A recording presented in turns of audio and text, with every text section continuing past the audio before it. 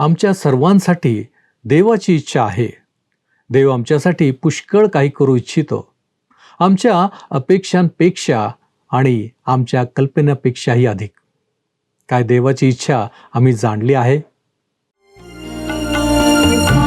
उपासना, उपासना, उपासना, उपासना, प्रभुची करो उपासना, प्रभुची करो उपासना, उपासना,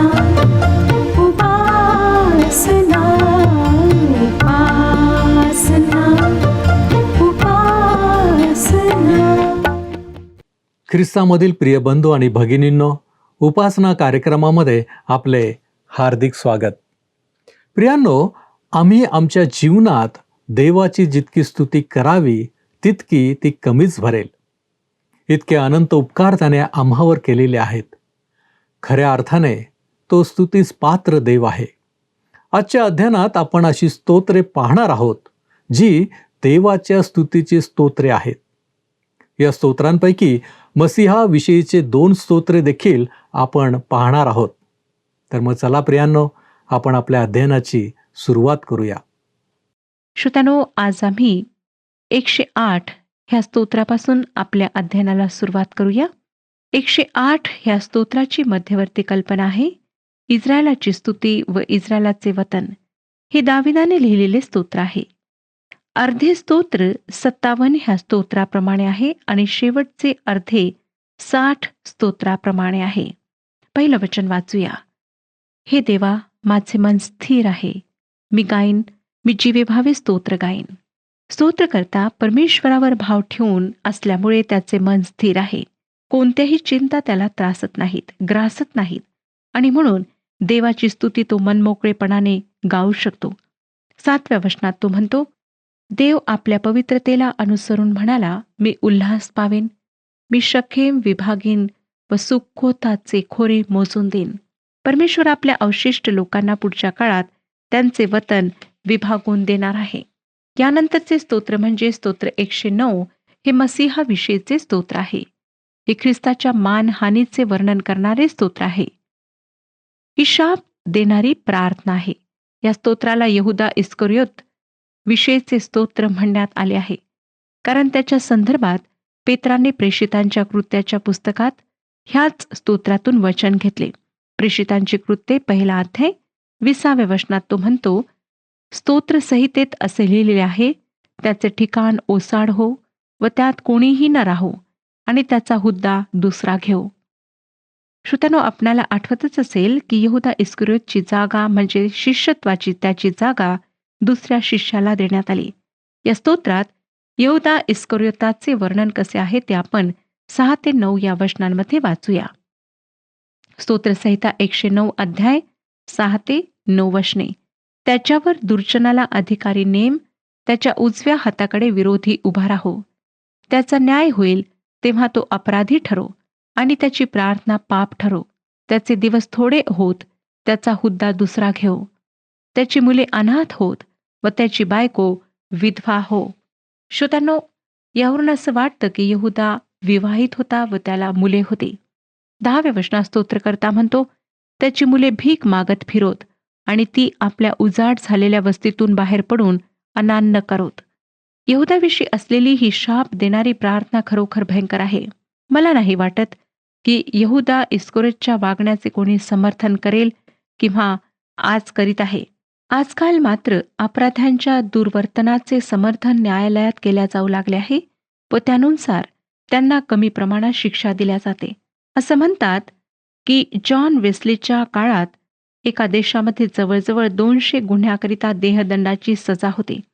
पण आता अगदी मोजक्या गुन्ह्याकरिता देहदंडाची शिक्षा ठोठावण्यात येते. मानवाचे कायदे व त्याचा अपराध विषयाचा दृष्टिकोन बदलत राहतो, परंतु परमेश्वराचे नियम कधी न बदलणारे व त्याचे निर्णय सत्य आहेत. आमच्या अपराधांचे समर्थन आम्ही त्याच्यासमोर करू शकणार नाही. ते एकतर ख्रिस्ताच्या पवित्र रक्तावर आम्ही विश्वास ठेवल्याने पुसल्या जातील व देवासमोर आम्ही ख्रिस्त येशूमध्ये न्याय ठरू, किंवा ख्रिस्ताला नाकारल्यामुळे ते कधीही पुसल्या जाणार नाहीत व आम्हाला देहदंडाची शिक्षा म्हणजे दुसरे मरण पत्करावे लागेल. याविषयीची निवड आम्ही आताच करायला हवी. आता 110वे स्तोत्र आपण अभ्यासणार आहोत. हे स्तोत्र मसीहाविषयक स्तोत्र आहे व त्यामध्ये ख्रिस्ताला उंचावण्यात आले आहे. या स्तोत्राची सुरुवात येशू ख्रिस्ताच्या स्वर्गारोहणापासून होते. 110 स्तोत्राचे पहिले वचन पहा काय सांगते. स्तोत्रसंहिता 110 अध्याय पहिलं वचन. माझ्या प्रभूला परमेश्वर म्हणतो, मी तुझे वैरी तुझे पदासन करीपर्यंत तू माझ्या उजवीकडे बैस. हे स्तोत्र महत्वाचे आहे कारण यातून ख्रिस्ताचे देवत्व स्पष्ट होते. जे या स्तोत्राला मानतात ते ख्रिस्ताचे देवत्व नाकारू शकत नाहीत. या स्तोत्राचा उल्लेख नवीन करारामध्ये अनेक ठिकाणी आहे. प्रेषितांची कृत्ये 2 अध्याय 34-35 वचनात, इब्री लोकासपत्र 1 अध्याय 13 वचन, 10 अध्याय 12 आणि 13 वचनात, तसेच इब्री लोकासपत्र 5 अध्याय 6 वचनात, 6 अध्याय 20 वचनात, 7 अध्याय 21 वचनांमध्ये या स्तोत्रातील वचनांचा उल्लेख आहे. ज्यावेळी येशूचे शत्रू त्याच्यावर शेवटचा हल्ला करीत होते, हेरोदी हा राजकीय पक्ष त्याला एखादे असे विधान करण्याची जबरदस्ती करीत होता की ज्यामुळे तो त्यांच्या जाळ्यात ओढला जाईल व रोमी साम्राज्याचा राजद्रोही समजला जाईल. त्यांचा तसा प्रयत्न फसल्यावर एका पुरोगामी धार्मिक समूहाने म्हणजे सदुकी लोकांनी त्याला मोशेच्या नियमशास्त्राविषयी प्रश्न विचारून जाळ्यात पकडण्याचा प्रयत्न केला. जेव्हा त्यांचाही प्रयत्न फसला तेव्हा परुषांनी त्याला आपल्या जाळ्यात ओढून त्याचा घात करण्याचा प्रयत्न केला. हे परुषी एक राजकीय धार्मिक पुढाऱ्यांचा पक्ष होते. ते त्याला पकडण्यासाठी अशा प्रकारे एकत्रित झाले असताना येशू ख्रिस्ताने त्यांना विचारले, ख्रिस्ताविषयी तुम्हास काय वाटते? तो कोणाचा पुत्र आहे? ते त्याला म्हणाले, दाविदाचा. त्याने त्यास म्हटले, तर मग दाविदाने आत्म्याच्या प्रेरणेने त्याला प्रभू असे कसे म्हटले? तो म्हणतो, परमेश्वराने माझ्या प्रभूला सांगितले, मी तुझ्या शत्रूस तुझ्या पायाखाली घालीपर्यंत माझ्या उजवीकडे बैस. दावीद जर त्याला प्रभू म्हणतो तर तो त्याचा पुत्र कसा होईल?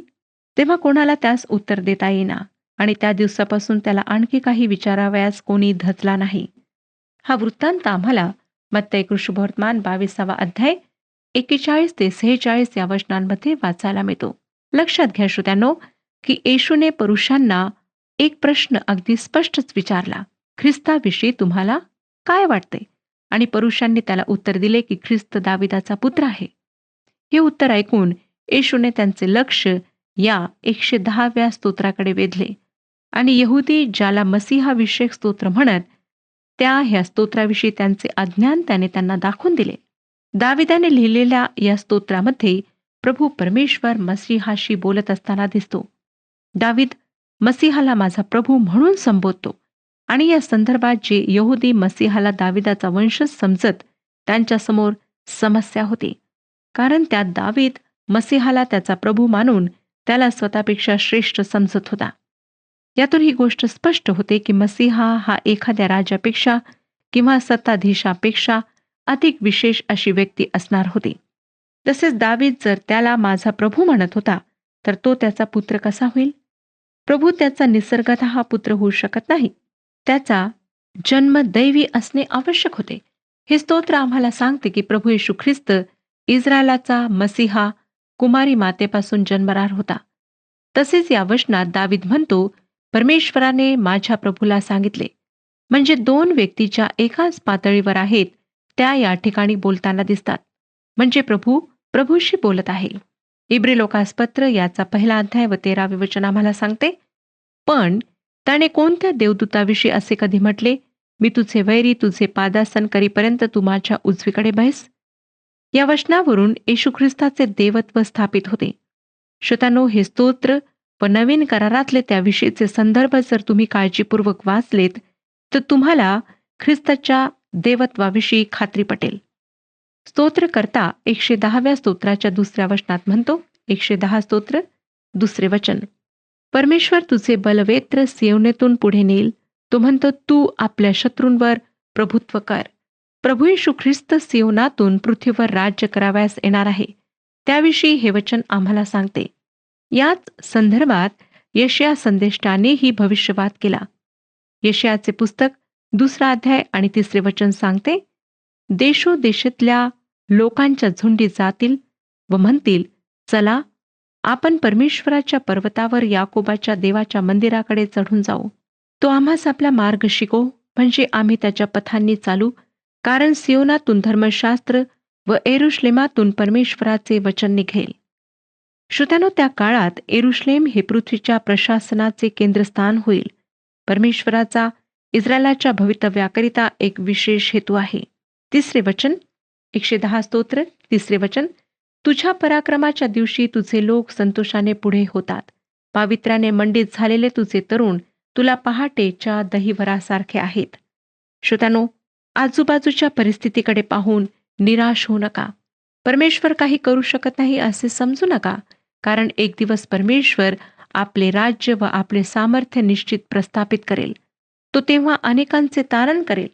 पुढील काळाकरिता त्याच्या अनेक महान योजना आहेत. 4 वचन, परमेश्वराने शपथ वाहिली आहे आणि ती तो बदलणार नाही. ती अशी की मल्कीसदेकाच्या संप्रदायाप्रमाणे तू युगानुयुग याजक आहेस. या ठिकाणी येशू ख्रिस्ताविषयी आणखीन एक महान सत्य प्रगट झालेले आहे. ते हे की प्रभू येशू मल्कीसदेक या याजकाप्रमाणे मुख्य याजक आहे. ही संकल्पना इब्री लोकांना लिहिलेल्या पत्रामध्ये विकसित करण्यात आली आहे, कारण की ती पवित्र शास्त्रातील महान सत्यांपैकी एक आहे. आपण या पत्रातील एक महत्वाचा संदर्भ वाचूया. इब्री लोकासपत्र 5 अध्याय 6 ते 10 ही वचने. इब्री लोकासपत्र 5 अध्याय 6 ते 10 वचने. त्याप्रमाणे दुसऱ्या ठिकाणीही तो म्हणतो, मल्कीसदेकाच्या संप्रदायाप्रमाणे तू युगानयुग याजक आहेस.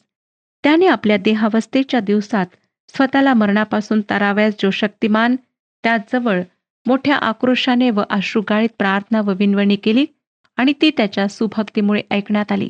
तो पुत्र असताही त्याने जे दुःख सोशिले, तेणेकरून तो आज्ञांकितपणा शिकला आणि सिद्ध होऊन तो आपल्या आज्ञेत राहणाऱ्या सर्वांचा युगानुयुगाचा तारण करता झाला. त्याला मल्कीसदेकाच्या संप्रदायाप्रमाणे प्रमुख याजक असे नाव देवाकडून देण्यात आले. जुन्या करारातील अहरोन व लेवी यांच्या याजक पदापेक्षा प्रभू येशू ख्रिस्ताचे याजक पद श्रेष्ठ आहे. या वचनातून प्रभू येशू ख्रिस्ताचे देवत्व व मानवपण दोन्ही दिसून येते. कोण हरेल मम पाप तुझ विण, कोण हरेल मम पाप, कोण हरेल मम पाप तुझ विण, कोण हरेल संताप, कोण हरेल मम पाप.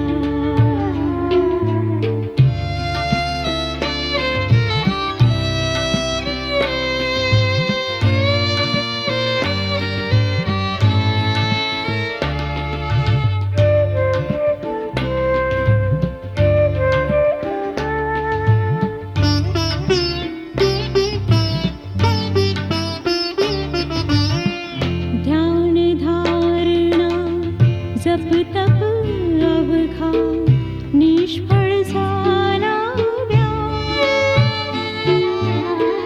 ध्यान धारणा जप तप अवघा निष्फळ झाला व्याप, निष्फळ झाला व्याप. कोण हरील मम पाप.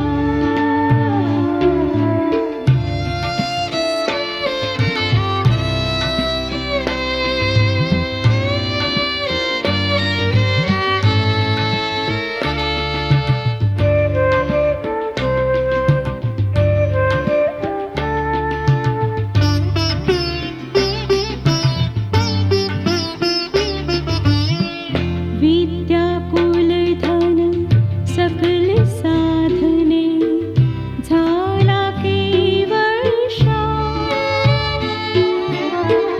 विद्या कुल धन सकल साधने झाला केवळ शाप.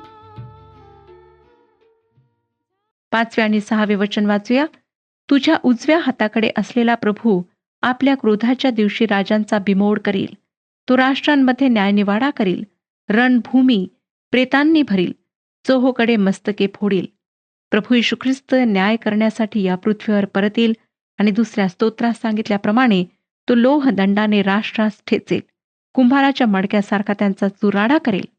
110 स्तोत्राच्या 7व्या वचनात त्याच्याविषयी तो सांगतो, मार्गाने चालत असता तो ओहळातले पाणी पिल आणि आपले डोके वर करील.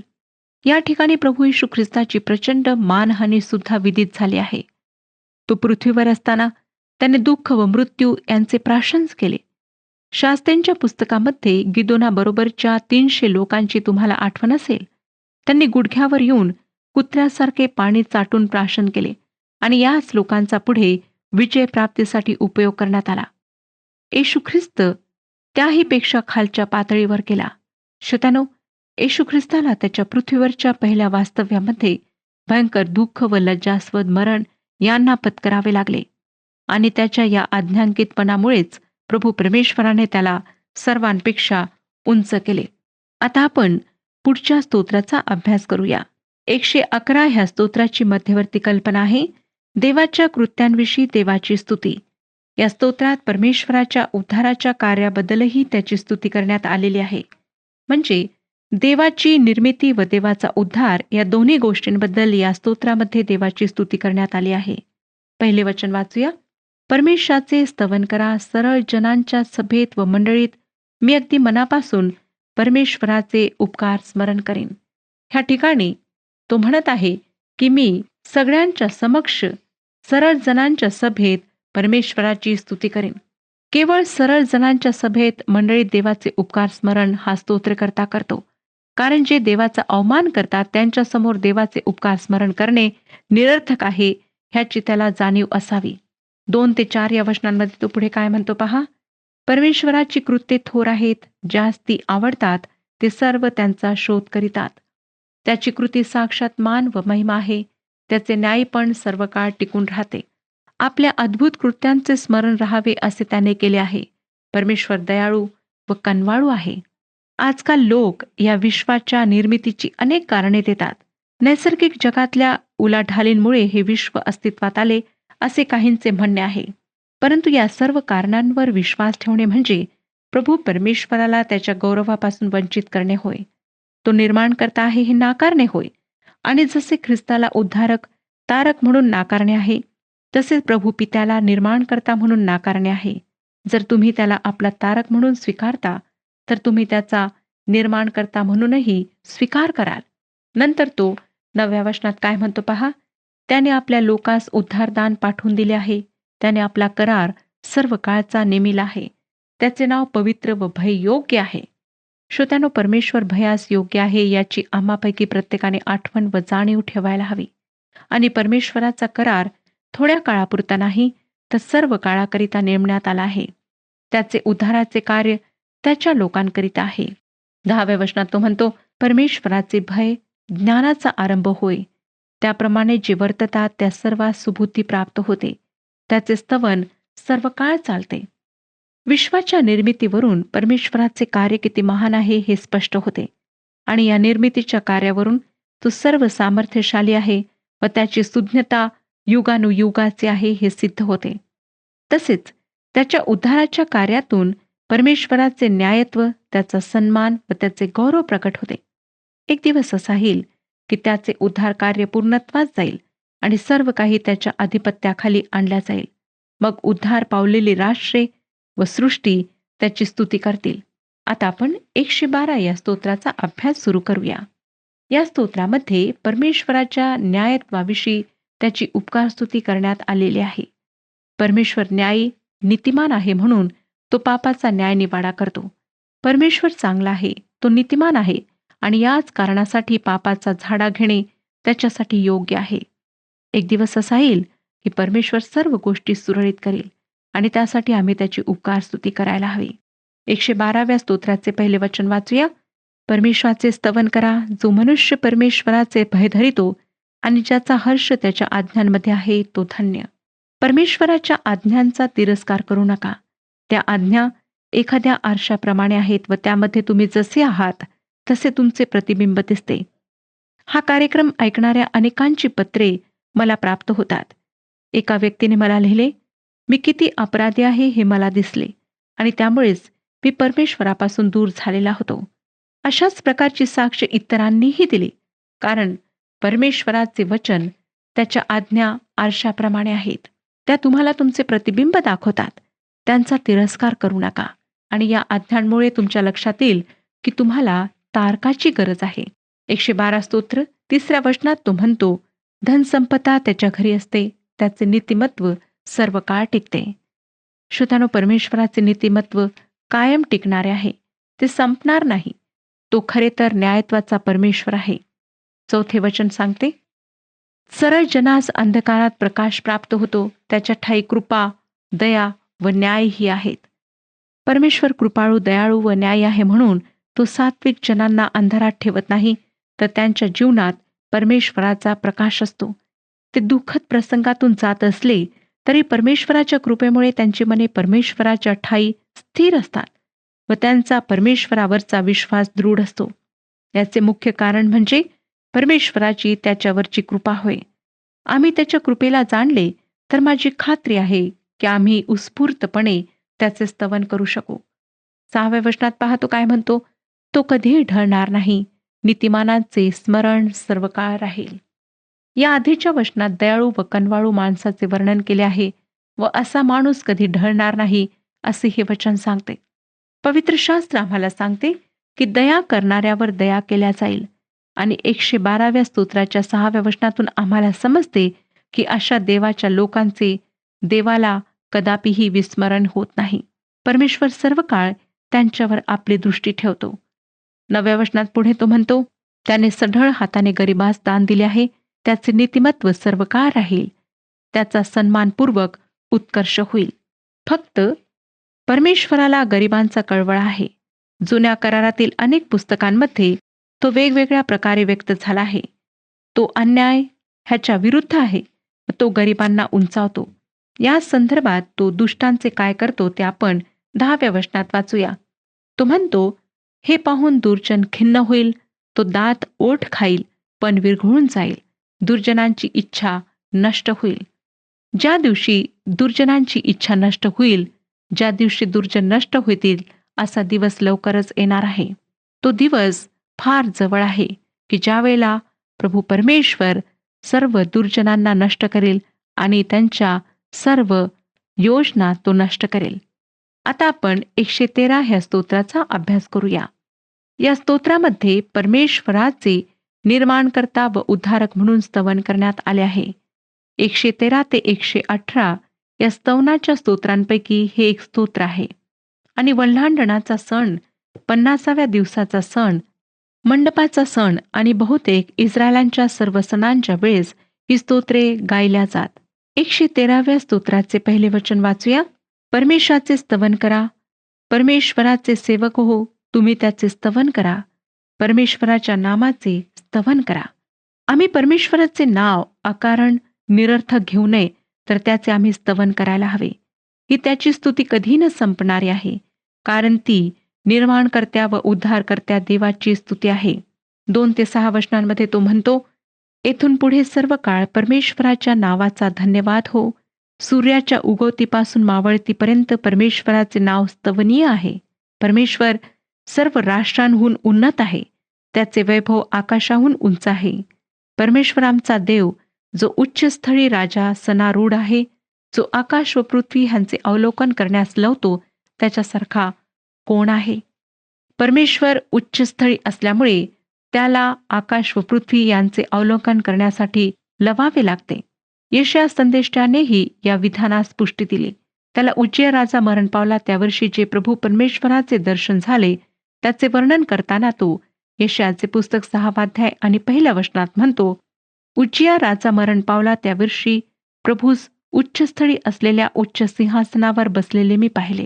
अत्यंत उंच स्थळी असलेल्या प्रभू परमेश्वराने खाली लावून तुमच्या व माझ्यासारख्या यत्किंचित मानव प्राण्यासाठी आपल्या प्रिय पुत्राला प्रभू येशू ख्रिस्ताला पाठवून आपली प्रीती व्यक्त करावी. ही गोष्ट केवढी अद्भुत आहे. आणि त्या पुत्राच्या द्वारे त्याने मानव जातीचा आपल्याशी समेट घडून आणला आणि जे त्याचा अंगीकार करतात त्यांना त्याने त्याचे पुत्र व कन्या होण्याचा अधिकार दिला. ही देवाची मानवावरची प्रीती समजण्याच्या पलीकडे आहे. पुढे तो 7व्या वचनात काय म्हणतो पहा, तो कंगालास धुळीतून उठवितो, दरिद्रास उकिरड्यावरून उचलितो. होय श्रोत्यानो, तो आमचा तारक व उद्धारक देव आहे व आम्हाला तो पापाच्या उकिरड्यावरून उचलून घेतो, आपल्या पुत्राच्या पवित्र रक्ताने शुद्ध करतो आणि आम्हाला तो तारणाची शुभ्र वस्त्रे परिधान करतो. आम्ही 103 या स्तोत्रात वाचल्याप्रमाणे जशी पूर्व पश्चिमेपासून दूर आहे, तितके आमचे अपराध तो आमच्यापासून दूर करतो. यशायाचे पुस्तक 1 अध्याय 18व्या वचनात तो म्हणतो, चला या आपण बुद्धिवाद करू. तुमची पातके लाखेसारखी लाल असली तरी ती बर्फासारखी पांढरी होतील. ती किरमिजासारखी तांबडी असली तरी लोकरीसारखी निघतील. श्रोत्यानो, तुमच्या व माझ्या पापांची जाणीव व आठवण पुसून टाकण्याचे सामर्थ्य केवळ प्रभू येशू ख्रिस्तामध्ये आहे. तोच आमच्या सर्व पापांना धुवून काढू शकतो. 8व्या आणि 9व्या वचनात तो म्हणतो, आणि त्यास अधिपतीच्या आपल्या लोकांच्या अधिपतीच्या पंक्तीस बसवितो. तो वांझ स्त्रीला गृहिणी करून मुलांची आनंदी माता करीतो. परमेश्वराचे स्तवन करा. होय श्रोत्यानो, अशा परमेश्वराचे स्तवन करणे आमचे कर्तव्य आहे. परमेश्वर आपणा सर्वांस आशीर्वाद देव. मागील कार्यक्रमातील प्रश्नाचे उत्तर आहे ए. आजच्या अध्ययनानुसार इस्रायलच्या इतिहासाची उजळणी करणारी स्तोत्रे 105 आणि 106 ही आहेत. आजचा प्रश्न, आजच्या अध्ययनानुसार परमेश्वराच्या आज्ञांसाठी कोणते प्रतीक मानले जाते? ए.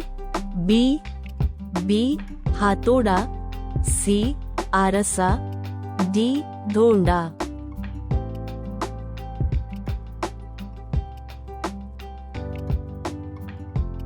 प्रियांनो, या प्रश्नाचे उत्तर उद्या सकाळी 6 वाजण्याच्या आधी पर्याय ए, बी, सी किंवा डी लिहून आपले नाव, पत्ता आणि ठिकाण यासोबत मोबाईल नंबर 7021474742 वर SMS किंवा व्हॉट्सॲप करा. प्रियांनो, मसीहाविषयीच्या स्तोत्रांमध्ये आम्ही पाहिले की एक स्तोत्र येशूच्या मानहानीचे वर्णन करणारे, तर दुसऱ्यामध्ये येशूला उंचावण्यात आलेले आहे. आम्ही हे जाणून घेतले की ख्रिस्ताचे दैवत्व कसे निष्पन्न झाले आणि येशू मल्कीसदेकाप्रमाणे युगानयुग याजक आहे. तसेच आम्ही आमच्या जीवनात देवाच्या आज्ञांचा तिरस्कार करू नये, कारण देव नीतिमानांना विसरत नाही. प्रियांनो, काय आम्ही येशूला आमचा तारक आणि निर्माता म्हणून स्वीकारले आहे? आपण प्रार्थना करूया. होय प्रभूजी, आम्ही तुझे आभार मानतो, तुला धन्यवाद देतो, कारण तू आमचा निर्माण करता आहेस आणि बापा, तू आम्हाला तारण देणारा देखील आहेस. होय प्रभूजी, या गोष्टी आम्ही जाणलेल्या असताना आणि आमचं लक्ष आम्ही तुझ्यावरती केंद्रित करत असताना, प्रभू परमेश्वर देव बाप्पा, आम्ही तुला विनंती करतो, आमच्या जीवनाला तू स्पर्श कर, आम्हा प्रत्येकाला तू आशीर्वादित कर. तुझ्या इच्छा आमच्या जीवनामध्ये परिपूर्ण करण्यासाठी तुझं सहाय्य तू आम्हाला कर, की जेणेकरून प्रभू परमेश्वरा, तू आम्हासाठी युगानयुगीचा याजक आहेस हे आम्ही कदापि विसरू नये. आणि म्हणूनच बापा, ती पवित्रता आमच्यामध्ये येण्यासाठी, असण्यासाठी आम्ही तुझ्याकडे विनंती करतो, तू आम्हाला आशीर्वादित कर. तारणारा प्रभू येशू ख्रिस्त त्याच्या गोड आणि गौरवी नावात ही प्रार्थना केली आहे, म्हणून तू ऐक. आमेन. प्रभू आपणास सहाय्य करो आणि त्याच्या प्रभावी सामर्थ्यात आपणास बलवान करो.